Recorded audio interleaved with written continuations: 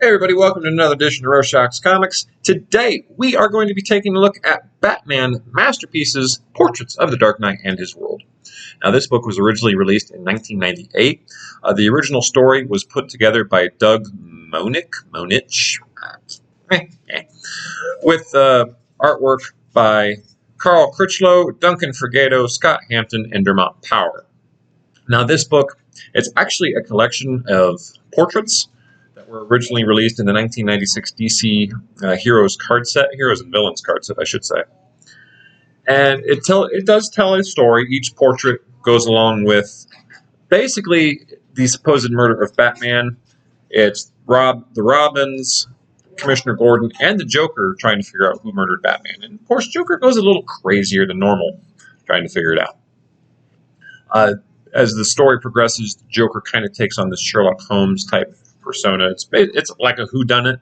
It's not your traditional comic format, but it is really interesting how they did it. Now, next to each portrait, they've got a small blurb of the story, just telling you, this is what's happening in the story so far.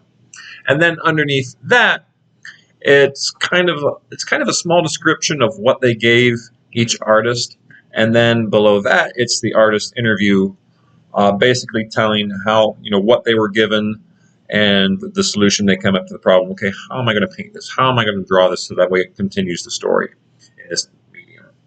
Like I said, it's actually a really cool way to do it. The reason this book was put out was it was basically a way to give collectors the portraits that they had already collected through the card set, but in a larger format so they could be better enjoyed. If you get a chance to pick it up, it's really cool to have. It's actually one of my very first, if not my first, comic-related book that I ever had. I got it as a child, and I've really enjoyed it ever since. So, all right. With that, we're going to divulge into a little bit of commentary on something else that happened. So, as you guys know, I am a huge Star Wars fan, with Boba Fett being one of my favorite characters. That being said, Disney has decided, there's a little bit of controversy with this, that they're no longer going to call Boba Fett's ship the Slave One. Slave One. It is the name it has had for years and years and years and years and years. Well, I'm not going to get too involved in the politics of it.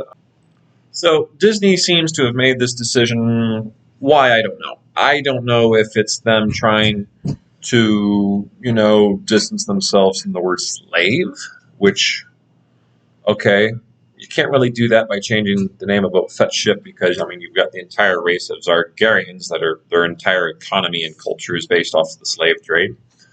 You've got Slave Leia in that, lovely outfit from Return of the Jedi.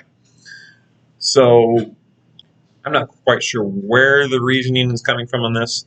I've seen some sources that say, they're doing it to distance themselves from the word slave. I've seen others where they're just doing it, hey, we're just doing it with all people's ships, at least with the toy line. I'm not sure that I really believe that the latter, because I've also seen a lot of stuff where they're saying they're not going to use the term Slave One and going forward at all.